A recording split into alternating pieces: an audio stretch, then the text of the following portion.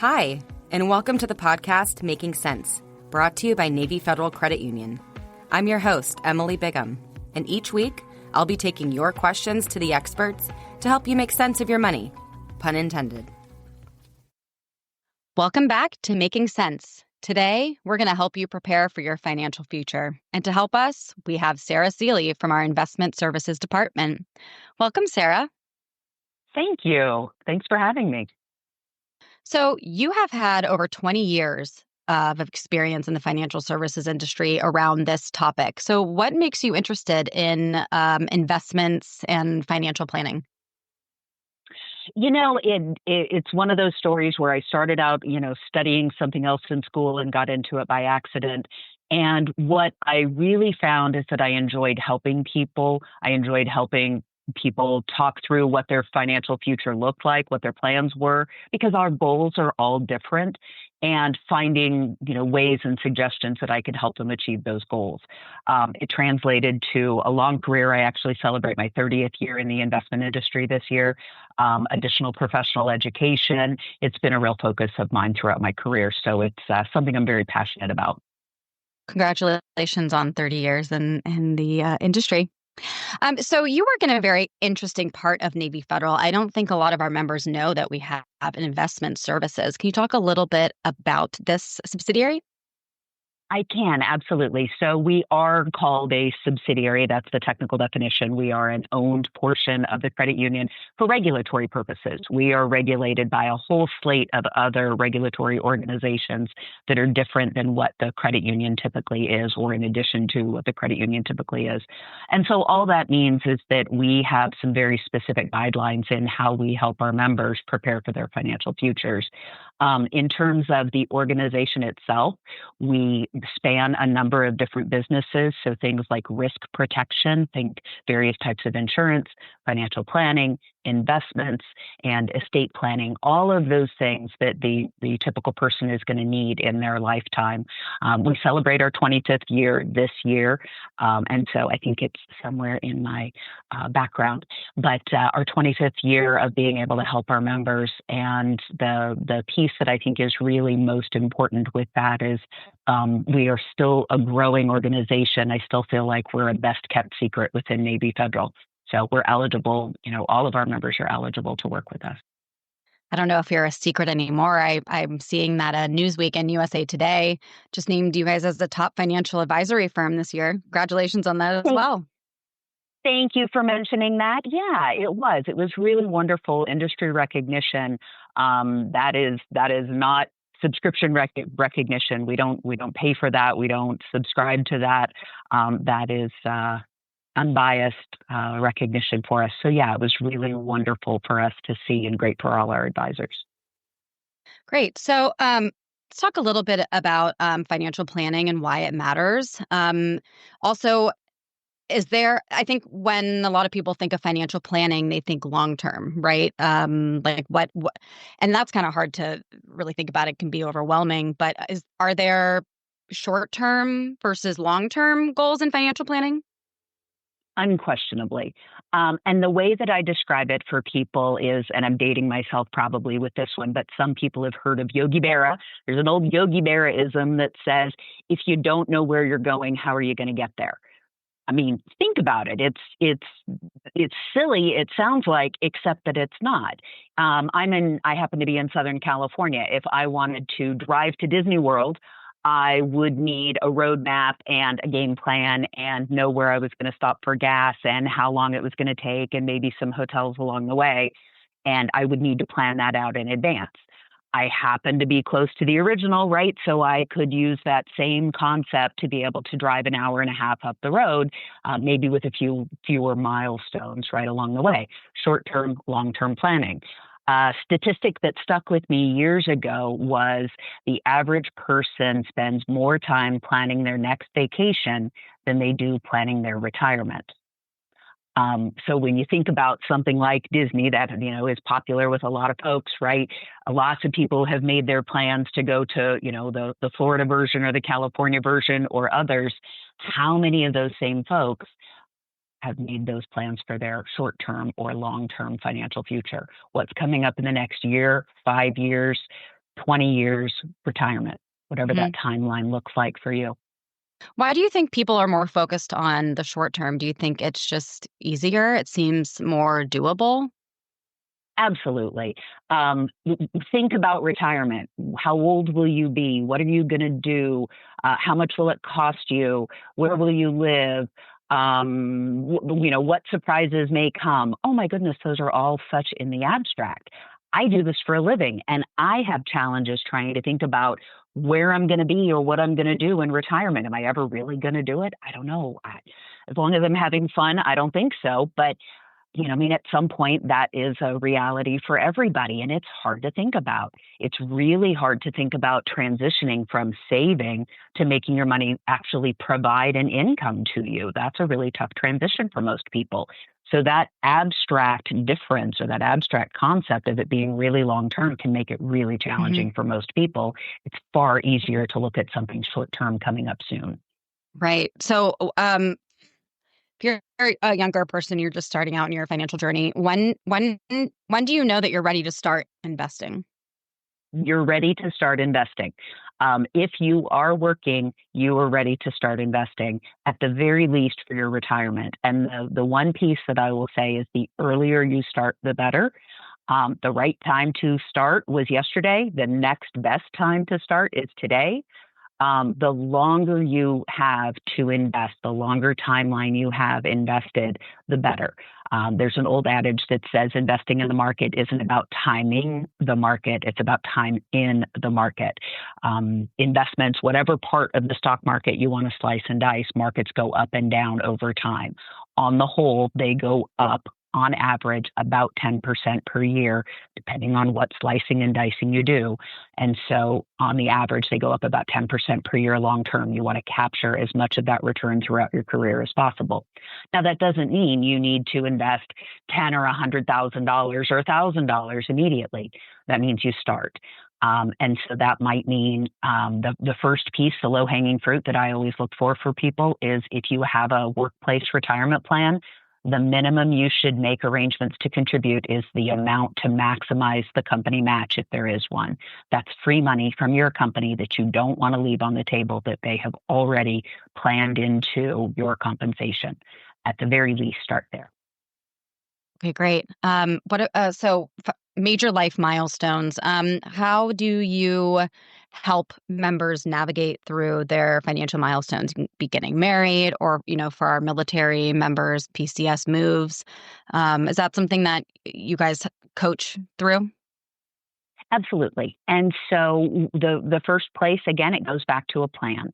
And so that is talking through what someone's objectives are. Just because I think they are someone's objectives, they may not be important to that particular person. Lots of people want to get married. Lots of people don't. Everybody has a little bit different idea of what their finances will look like if they combine them or don't. I've seen both. I've seen professionals in my industry who do it both ways. There's not a correct answer, but there is a correct answer for, say, the two of you, should you choose to get married and should you choose to discuss your finances and plan together. That's probably the most important part is at some point in something like a marriage, you're both in the same boat rowing. You want to be rowing in the same direction. There's lots of different ideas in terms of how you get there or how you do it. Things like a PCS or a move, it's about making a plan. And so the sooner you know about it and the sooner you start thinking about what your goals are for whatever that milestone is, the sooner somebody can help you plan out what that looks like. Mm-hmm. And I when I start thinking about investing or financial planning or combining finances, a lot of times I think about money, but it's also about assets. So that I'm going to kind of take a left turn here, but Sure. the average age of home ownership, first-time homeowners, I think, is in the late 30s now. It's been climbing, and that is, Absolutely. a solid. Typically, it's a solid investment, right, for your future. Is Given it is difficult for some people to attain, do you still think of owning a home as an investment? Like, I don't know what I'm trying to say here. Bring it back That's up. a great, that's a great question. Do you want to ask that question again? Yes. So The average age of first-time home buyers is climbing. I think it's in the late 30s now, and it's just been getting later and later. Same with, people who are getting married and having kids. But that brings me back to this idea of homeownership and how, the American dream was always, own a home, and that's your biggest asset. That's how you build generational wealth. Is that still something that is, I don't know how to ask the question. Is that still something that you guys recommend, or are homes still seen as an asset to carry out for life? Yeah, so let me answer that just slightly differently. A home is unquestionably an asset, and so it's something that you borrow, money to finance. So it's considered a leveraged investment. You wouldn't do that with a lot of other types of investments, right? That being said, we don't really count it as an investment asset. Yes, it's going to go up over time in value. National average rate is roughly 4%.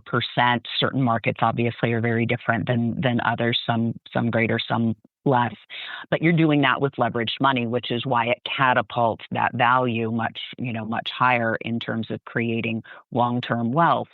The challenge with it, obviously, is homes are more expensive than ever. There are fewer of them for lots of different reasons I won't get into here. Every municipality has its own challenges in trying to create more housing stock. But being able to afford a home in also this interest rate environment, certainly very challenging compared to what it was a few years ago.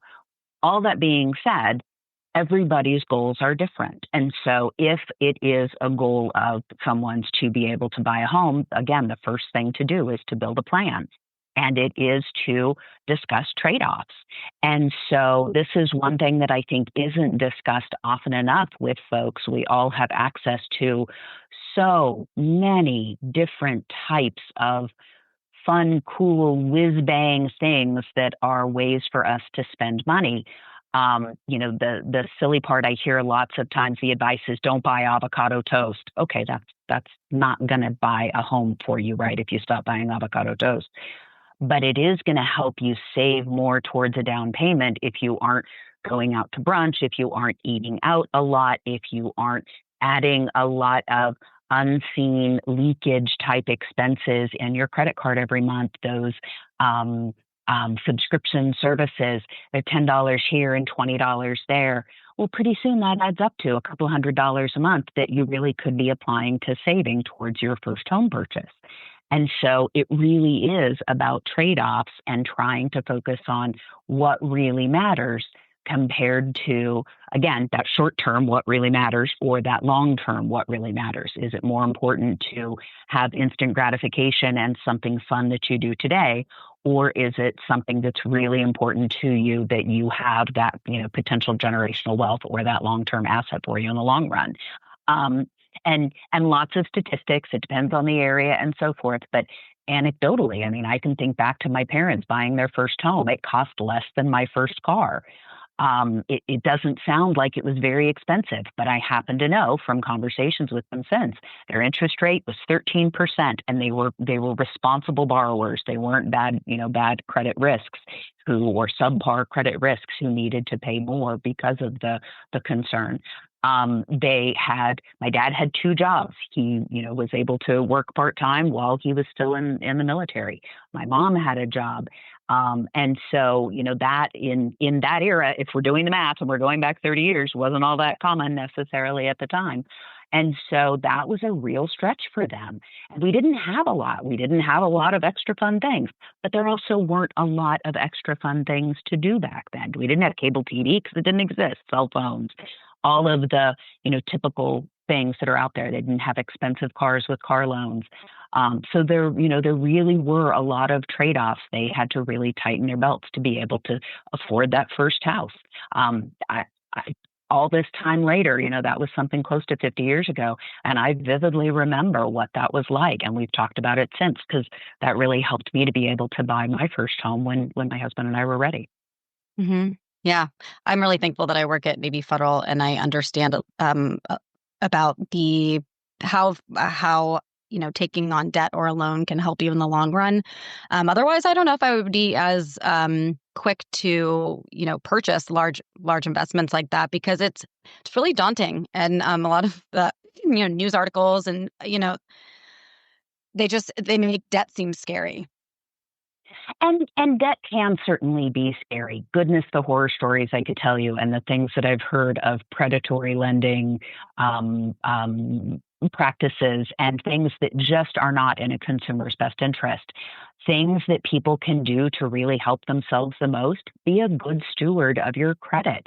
Pay on time. Don't, take on more than you can pay back. Really manage that well, because the punitive costs of not doing that are very, very expensive and make it harder for you to be successful in the long run. But I want to pull on a thread that you mentioned. I feel like I should probably, slip you a $20 bill or something at the end, because you asked about something you didn't know you were asking about that I think is really important. As employees, we work for a financial institution. I often get the chance to talk to new employees in one of our Southern California regions. And the first thing that I talk about is, you work for a financial institution. Use this access and this knowledge for your own benefit. Think of being on the plane. When there's a problem, they tell you to put on your own mask before you help others. Same concept. Use this knowledge, use this access, use these tools. Making Sense is spectacular. Am I allowed to make a plug for Making Sense? I really think it's good.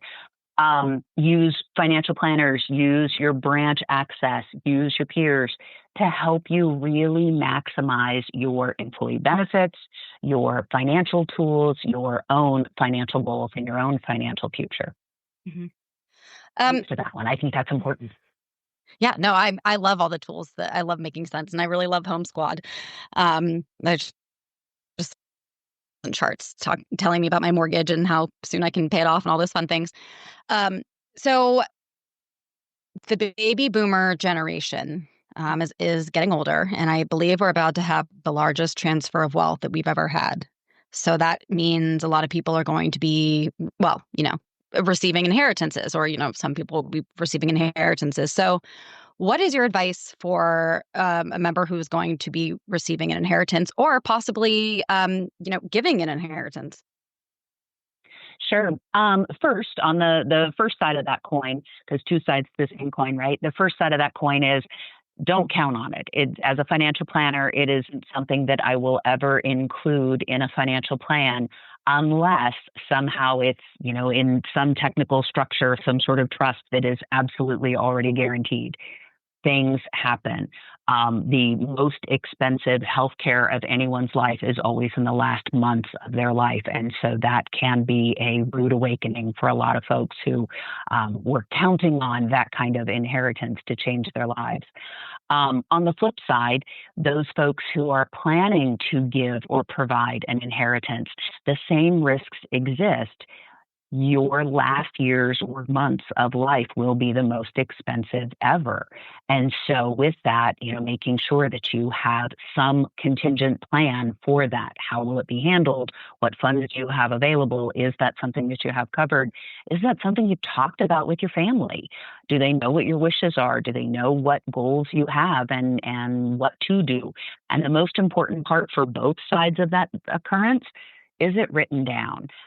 We'll talk a little bit about estate planning as we go forward, but if you don't have a plan, I can tell you that your state, whatever state that you live in as you're listening, has a plan for you in its infinite wisdom.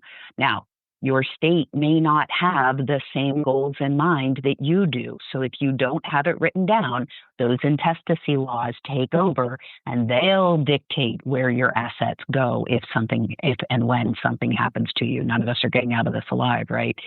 So if you don't have it written down, that means if you don't have a will, if you don't have a trust, if maybe you need one, if you don't have beneficiary designations on your accounts, you won't have your wishes met the way that you would want them to. They'll go according to whatever your state's intestacy laws are. So we have a partnership with an organization on our website. If you look up financial advising or investments on our website, you'll see that we have an estate planning section, and we have a tool that's an online tool for people to be able to use with their estate planning. It's not perfect for everybody, but it's definitely, an option for a lot of folks who haven't taken that first step to estate planning. So that one's a really important part.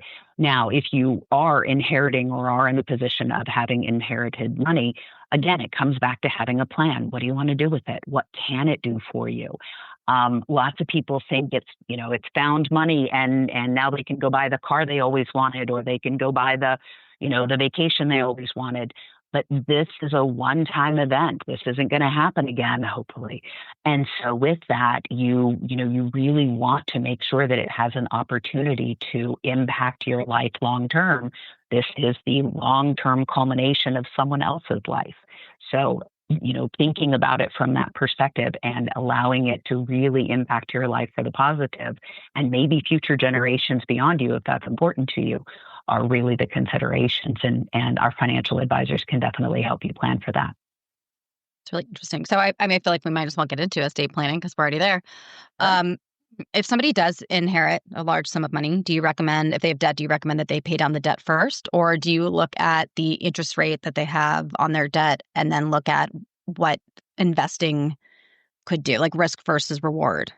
I'm just curious. Sure. That was my guess. I always feel like the top tip is like, you need to pay off your debt, but if there's something else that can make you money faster, I don't know. There's always those rules of thumb. If you're watching a financial advisor on a TV show, they're going to give you lots of generalizations that are right for most people. Your mileage may vary, right? Your individual circumstances are going to vary. And so that's why it's so important to talk to a professional and to talk through what your goals are. It's not any different than you see all kinds of health advice on the internet, or you see all kinds of financial advice on the internet. There's lots of generalizations. Your goals are really what matter most, and your situation matters. I have advised people both ways over the years. Pay off your mortgage. Don't pay off your mortgage. And the real difference is what it means for that person. There's a mathematic answer that may or may not be the right answer, right? You have a low cost mortgage. Why on earth would you pay off a 2.5% mortgage when you can invest it and maybe go earn an average of 10% in the market? Okay, mathematically, that makes sense, absolutely. And a lot of people would gravitate towards that. But there's also a lot to be said for peace of mind as you're retiring. Would it be helpful to have no mortgage payment nearing retirement or going into retirement and not needing that income coming in that you have to pay taxes on to then pay that mortgage? So we can look at both as you're talking to someone who can do financial planning. And by financial planning, I mean using software to do a lot of those calculations for you. We can look at what the ramifications are of that. And there's a best answer from a mathematic perspective, and there's a best answer for you. I realize that's one of those it depends kinds of answers, but it's very true. It depends. In general, yeah, in general, paying off high interest debt, that's a no-brainer, absolutely. If it's, causing you struggle with your cash flow, that's a no-brainer, absolutely. And then it's building out those goals. What's next for you? No, I think it's great that Navy Federal, specializes in that personalized guidance, because there are so many factors that go into planning for your financial future, short term, long term. Different things are taxed differently. I think I know absolutely people who personally have been very surprised at the ways that they've been taxed, and they did not realize that would happen. And it was a very upsetting moment for them. So I think it's absolutely just really, really important to establish a relationship now with a financial planner. Like you said, it's never too soon. Right. And being able to build those goals and grow with someone over time really matters. I mean, I can tell you, our advisors really love the ability to help folks from the beginning stages, and let's talk about your 401k and getting started and systematic investing and adding a little bit more every year to your investments and growing over time. And we have folks who've been here over 20 years now, and they see those clients, those members beginning to retire. That's an incredible place to be when you've been able to help them. There, there's so many different ways to invest in the market, stocks, bonds, mutual funds. Do you guys also help with that? Because to me, it's very confusing. Then I hear about the treasury bonds, and then you hear about the feds with the rates and how that's going to impact everything, the 5-year, the 10-year. Can you talk a little bit about that and try to make sense of that for me? Absolutely. There's a lot of noise out there. And the first thing that I always tell people is the news wants to make sure you watch more news, right? So you're never going to get a whole lot of really definitive answers if you're seeing that. What it should do is give you food for thought and give you maybe topics of conversation to talk to a professional about. At their core, in terms of investing, there are two basic concepts. You can either invest in equity, you can invest in debt. You can loan money to a company or a corporation or loan money to a bank through a CD, and they can go out and they can invest money for you. The U.S. Treasury, you're loaning money to the U.S. government, and they're going to go out and do something with the money and pay you a rate of interest. If you are an equity investor, you're investing in the profits and losses and the successes or not of that particular company or companies. If you're talking about something like an ETF or a mutual fund, which is basically some concept of pooled investing. ETF may be a set list of who those companies are. A mutual fund, the lines are starting to blur a little in general, but a mutual fund may be a dynamic pool of what those companies look like. And then there is a mix of the two. How do we balance risk? Because if you're taking on the profits and losses of a company, goodness, we've all seen the headlines and the horror stories of companies that weren't successful in the long run, right? Or those companies that disappeared after time, and those companies that have been wildly successful and done really, really well, everything in the middle. Again, long-term averages on the stock market have averaged about 10%, but that's because there are companies that have done better than that and worse than that. That's an average. And so if you are investing in equities, I liken it a lot to getting on an escalator. You are riding that up with those companies. You're riding, up to the next level, maybe with those companies. There may be a point where you turn around and get on the down escalator. If you are loaning money to a company, all you're doing is receiving whatever stated rate of interest it is that they are paying on that money. And at some point, you should get that money back. So, the concept is, one is going to have some sort of fixed rate of interest or predictable rate of interest based on the risk of whatever that company is that you're loaning money to. And the other one is going to be you participating in their profits and losses and wins and losses and so forth over time. So we absolutely help folks try to figure out what their risk tolerance is, what they can live with by looking at long-term averages in market performance, what their comfort level is with gains and losses. The easy part is the gains side of the house. Goodness, nobody ever said, I don't want to earn more money on my money. And goodness, if it's more than I expected, I don't want it. They absolutely are comfortable with that part. But can we look with some degree of predictability, or at least at what history has done and what the opposite side of that coin is? That's the part that we always want to make sure people see, because that fluctuation in value can be the most uncomfortable for folks. Yeah. I was one of those people during the pandemic who downloaded Robinhood and started just kind of for fun, just practicing investing. And, I had some wins and I had some losses, and I have now learned and decided that I will not be doing that by myself, and that I will be talking to a financial advisor when I'm ready to start investing again. Because, that was a volatile period, right? So there are lots of quick wins and losses, but definitely think that it's best to go to a financial planner and really plan it out. And so is there anything that we haven't covered today that you want to talk about? One thing that I do think is important to include is insurance and risk protection. That's really a basic component of financial planning. We all read the news and constantly see things like, oh, something terrible happened, and there's a GoFundMe or a raise money, campaign set up to help the family for an accident or for a worse sort of scenario. Those are horrifying. And risk protection, risk transfer, that means buying some sort of insurance, is exactly what, is designed we're going to have to edit this one. This one's bad. We haven't talked about risk protection and insurance. I think that's a really critical component of financial planning. One of the things that I think just makes me sad when I read in the news is to see something like a GoFundMe account set up for a family who's just been through some sort of horrible circumstance or tragedy. Insurance is built for those kinds of things and is built for life's uncertainties.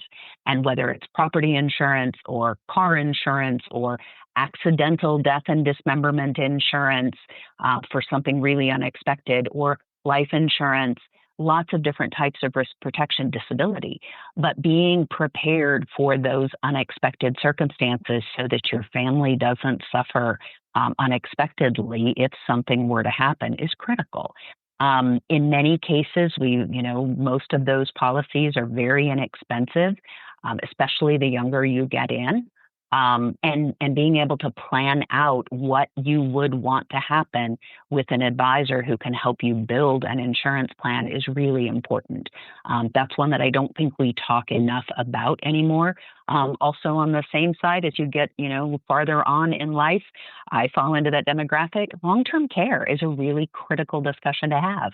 It may not mean you need a long-term care insurance policy, but everybody should have a long-term care plan. Where do I want to go? How do I want to be cared for?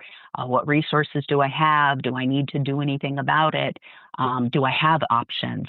So I think that's a really important component too. So that risk protection and insurance is a really critical component of financial planning. Yes, thank you. Thank you for adding that. So where are the financial advisors at Navy Federal available? Can somebody go meet with one in a branch? In most of our branches. So we have branches all across the U.S. and globally. So one of the things that's important is outside the U.S., we do not have financial advisors available in branches for regulatory reasons. And so all of our licensing is U.S.-based licensing. But we do have financial advisors available both virtually, by phone, and in many branches around the country. And so the easiest thing to do is to go to our website, look for investing, and look for a financial advisor in your area. Give us a call, talk to one of your branches, and we can definitely connect you with either a virtual or in-person financial advisor in your area or who serves your area. Great. Well, thank you so much. So, to reinforce the message, we're not just a credit union where you can bank, you can also build wealth, and we'll be your financial partner for life. So thank you very much, Sarah. Thank you so much. I really appreciate the opportunity. Yeah, this was fun. I learned a lot. Wonderful. Then it was worthwhile. Amazing. I'm going to keep the recording going because I do think there's at least one thing that we want to add in. Lenore pinged me and mentioned maybe we could talk about the digital investor product that we have and how people can use that. I think I was saying, I think it could plug in nicely, like kind of after Emily, you had mentioned the Robinhood app and how you kind of use that. And maybe I was thinking if Sarah, you would just do a line, say following up. Yeah. Like if you feel comfortable enough, you could use the investor tool that we offer, to do it on your own. If if you're at that level kind of thing. But yeah, just definitely want to plug that in. But I was like, oh, we could plug it in there, but you can, kind of take it away if you want Emily to kind of restate anything to kind of help with it. Sure. So I was one of those people during the pandemic that downloaded the Robinhood app and started, investing and playing with stock trading on my own. And what I learned was I need to actually talk to somebody in person and not do it on my own. A lot of people feel the same way, Emily. And there are also folks who feel very comfortable doing it on their own and being self-directed, or maybe some combination of getting advice and directing what that advice looks like. We have something similar. We have a tool called Digital Investor at Navy Federal Investment Services. It's accessible on the Navy Federal mobile app. So when you're logged in on your phone, you can access it down at the very bottom. Open an account online. You can choose a self-directed version where you can invest in stocks and mutual funds and ETFs on your own. You can also choose a managed portfolio where we have a team of experts who actually build those portfolios and manage them for you. Right? Beautiful. Perfect. Yeah, that was, I just, Ellis, I was like, perfect. That'll be easy to plug in and I think flow nicely. So, Do I need to do my mortgage question again? The one that still can't. Like, I feel like I'm being offensive, to be honest, when I'm asking the question. Like, should people still want to buy houses? Like, what? Still an investment or an asset? I think that's a fair question. I mean, I see a lot of articles about exactly that. Oh my God, it's unattainable. Right. It's hard. It's not easy. It never has been. Yeah, Well, I think we could listen back to it and kind of see how it fits in, but I think it should be fine. I think you kind of, the first part we won't use, but the second part when you did kind of got to it, okay. should be fine if we do use it. Yeah. Another because like I said, I love this stuff and I could go on to it. I mean, I could just talk for hours about like with different statistics with the different age groups. And I just think that a lot of people, probably my age and younger, are really afraid of this type of investing and kind of putting their money out there and buying houses. I mean, I'm one of 4 children and I'm the only one that has owned a home. And I really think it's because I work at Navy Federal and I feel comfortable. But, going into college, we were the 2008 financial crisis, right? And then everything leading up with the pandemic and inflation. And so I think that this is a really, really important topic, like more so than any of the other lending products that we have. I really do feel that way. I think that's a really important consideration or conversation to have. And the one thing that I will say is every generation has those tremendous events that impact them and their financial futures, especially in the short run. And I can go back to there was a company that I used to love working with because some of their marketing material included their history that they traced back to 1812. And they had this great mountain chart that would show, okay, here's the War of 1812 and how we performed then. And then here's the U.S. Civil War and how we performed then. Oh, cool. And here's, the assassination, of the president. And here's, the World War I and here's World War II. And here's the Depression, and he'd get on and on and on and on. And what that was this giant mountain chart that went up and to the right over right, time the with trend lots of events. The trend is up and to the right on an average of 10% long term, not guaranteed year in, year out, right? But that's the average, and there will always be events that happen over time that can adversely impact the short run. Right. I think if I could redo my mortgage question again, I think I would say, is it still worth buying a home, or for members who are unsure, are there other ways to invest which could possibly also get them to that generational wealth? Sure. Great question. And both are true. Yes, there are other ways that can help you build generational wealth. Again, the leverage is what really makes the biggest difference. You can't borrow money to invest in the stock market. There are actually, some regulatory rules against a person doing that without some unusual types of products. So buying a house with leveraged money is what gives you that catapulted rate of return on the overall value of the property, right? But you got to live somewhere. So is it that you want to borrow that money and buy something, get in on that escalator and live somewhere that you're paying for over time so that, you can live there permanently? Is it something that you want to continue paying someone else an unknown rate of return for over time, an unknown increase over time?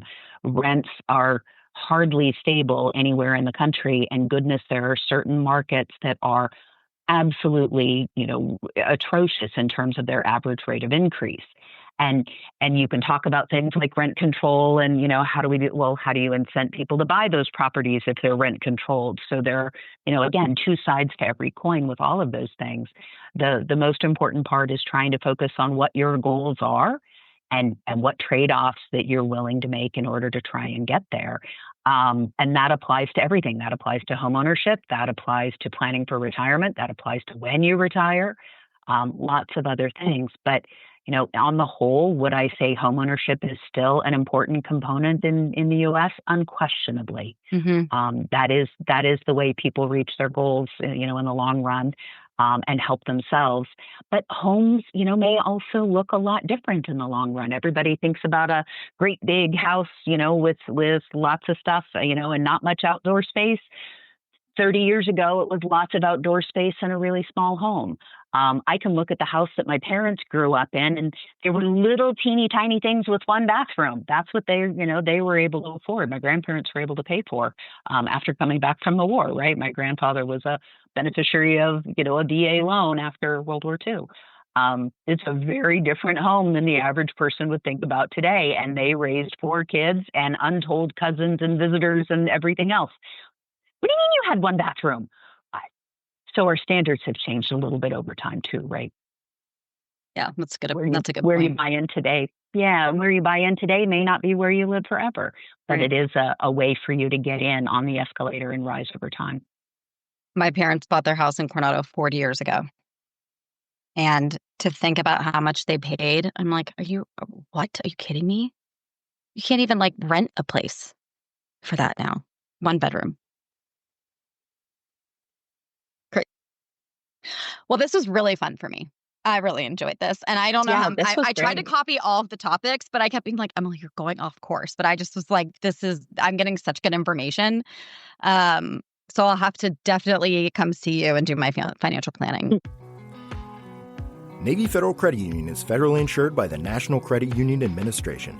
This podcast is intended to provide general information and shouldn't be considered legal, tax, or financial advice. It's always a good idea to consult a tax or financial professional for specific information on how certain laws may apply to your individual financial situation. References to and participation with the military community does not constitute organizational endorsement. Navy Federal is an equal housing lender. Navy Federal Credit Union are members of the mission.